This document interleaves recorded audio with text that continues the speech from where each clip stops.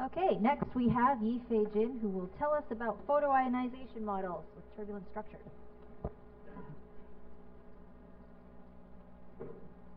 Okay, thank you everyone, and so glad to be in this kind of workshop. It's my first time to here. So today we talk about some constituents that is about code and models. So during this week, we talk about lots of things of the grid simulation of the galaxies and most simulation. We want to compare it with the galaxies and of course morphology of grid, especially galaxies and local universe. But for the JWST error, we have the galaxy at a very high ratio and we are quite more compact. To compare the morphology is a little bit hard, but we can still do that. And there is another way to study the galaxy formation at that kind of redshift is to use the spectrum. And there are lots of information is embedded in the spectrum, especially emission eyes, because the signal-to-noise ratio is very high. And we can extract some properties of the galaxy from this spectrum. And how to compare the simulation with the observation? Then from the simulation, we can extract the parameters like the analytic parameter, analytic source, magneticity, and density and pressure of the ISM. And we can use a kind of a tool called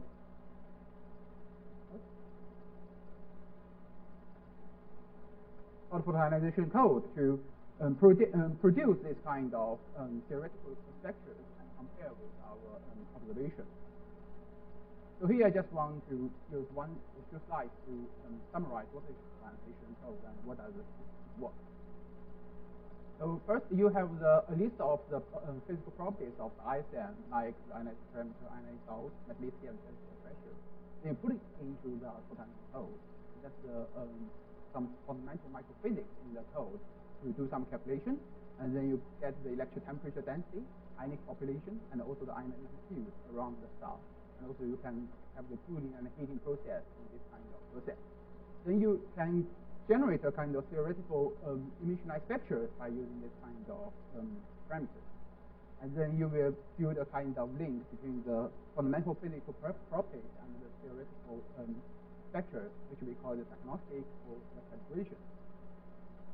However, in the current photoionization code, we miss a kind of thing called the geometry. We always assume that the nebula has two simple geometries. One is the spherical, the other is the parallel, as I showed here. And also, we usually use the uniform density distribution to represent the average density of ISM. But in the real universe, we see that the nebula is much more complex than we expect imagine. So here is a comparison of the observation and the theoretical model. And work here. Okay. So you can see here, in the left panels, you see the distribution of different emission ratios. And in each panel, the left side is from the signal survey, and the right side is from the current 1D model prediction. You will see the distribution is quite different, and also you see this kind of clunky structures in the observation, but you can see nothing from the model.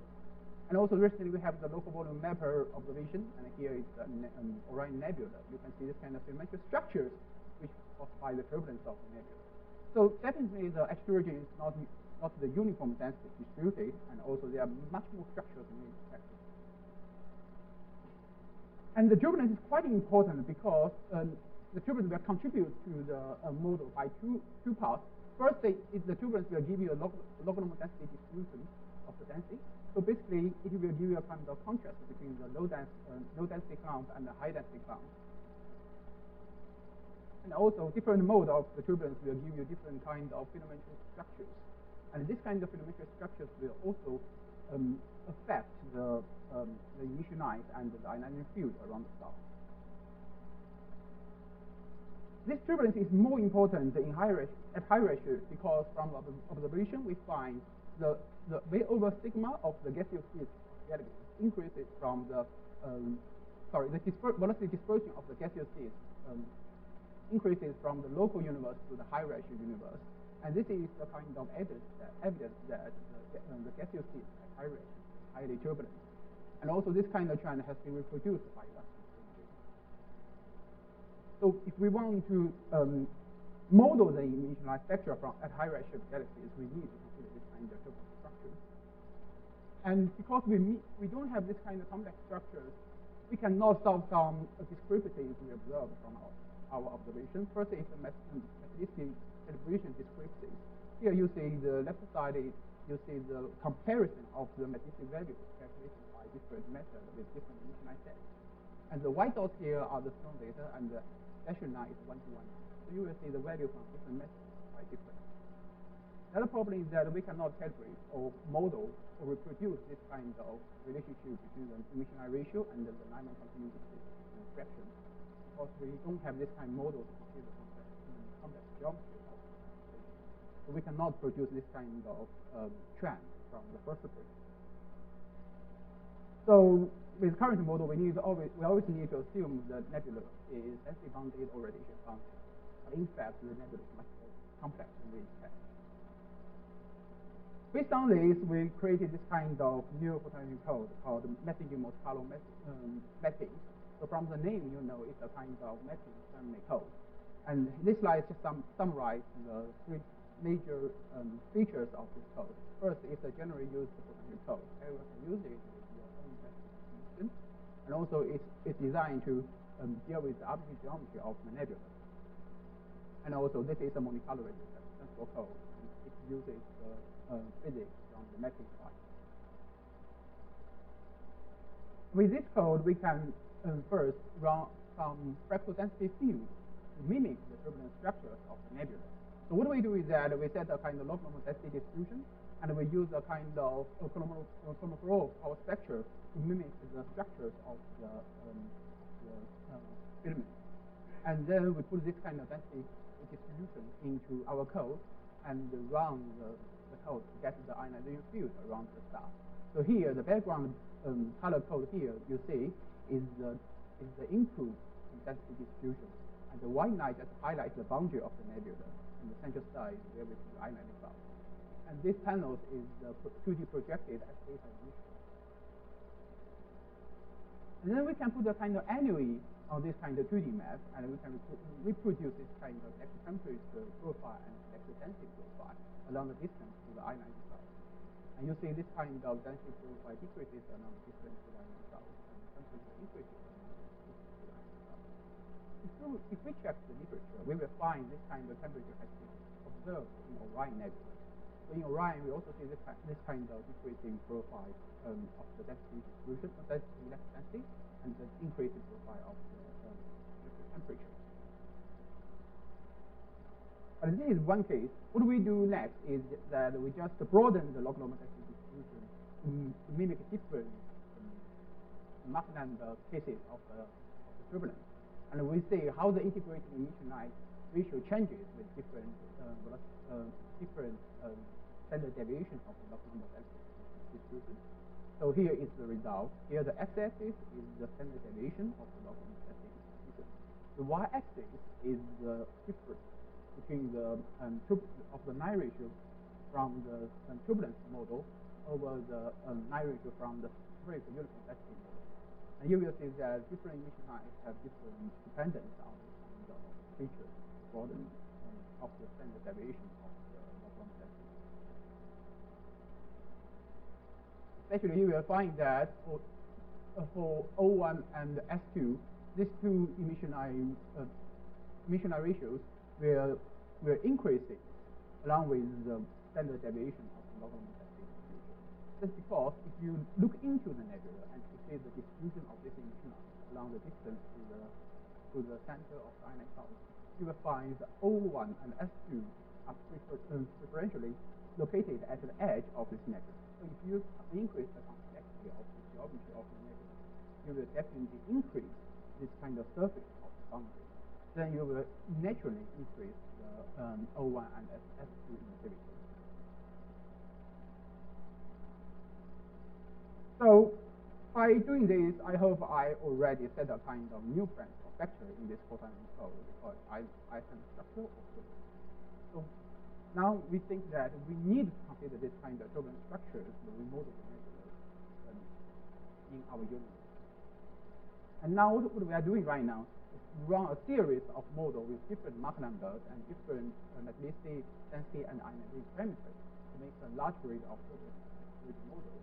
By using this, we will we will study the general trend of different parameters, how they change with the turbulence. And we will renew the calibration of magnetic and electric density. This is not the whole story. We also run some turbulence plots because from the previous work, previously we just did some artificial fractal density distribution. Now we run a kind of turbulence plot, and we change the Mach number, and we get the distribution of different emission lines. The reason we use turbulence plot is that they will give you more realistic dimension structure rather than after the density fluctuation. And then you can see this kind of emission line map, is 2D projected emission line map of the emission line. You see it's more rounded. And you can also see the ring structure. And here, this is one side of the model. And we can run different Mach numbers here. You will see, as we increase the Mach number, the emission map becomes more fragmented. And also we can reproduce this kind of trend that if we increase the Mach number, we will increase the O1 as well. So I think this is the take-home message. I think during this talk, I just want to say one thing, that is turbulence is very important in models. And if we want to model emission lines, especially at high resolution or highly turbulent cases, we need to consider this kind of turbulence in the model. And we need some important input from the simulation to give us very accurate ISM density. And also this new code is designed to establish this kind of complex geometry with the emission line. Thank you.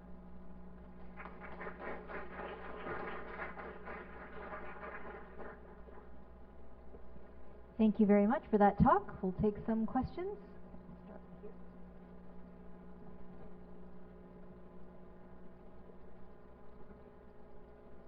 Very nice work, an idea that's well overdue in its need.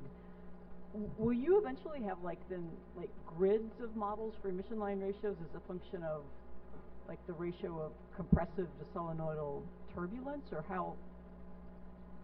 What will be the parameter that you make models like as a grid of that describes the geometry? Yeah.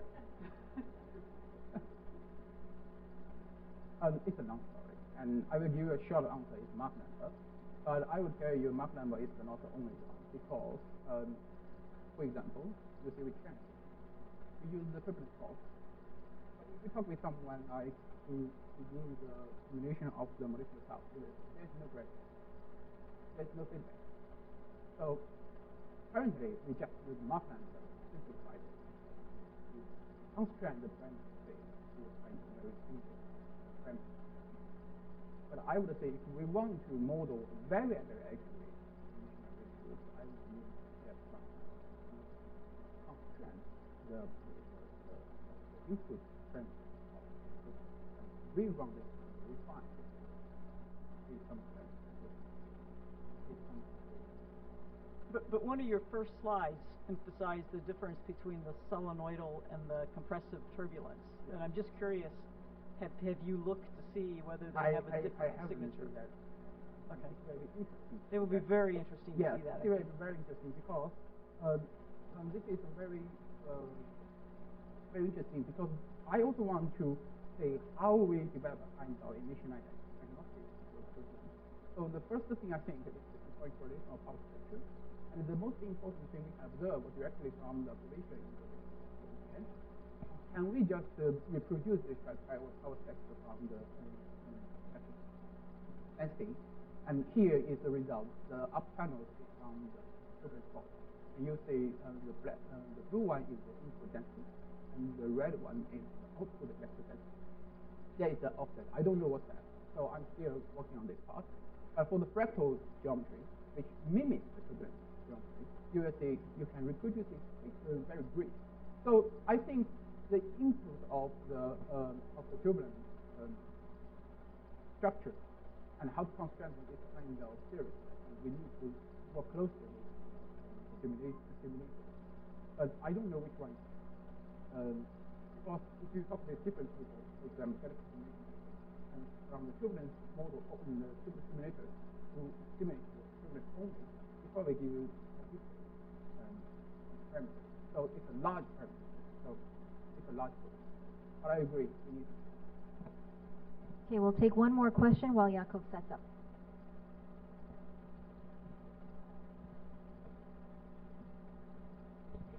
It's a very nice talk.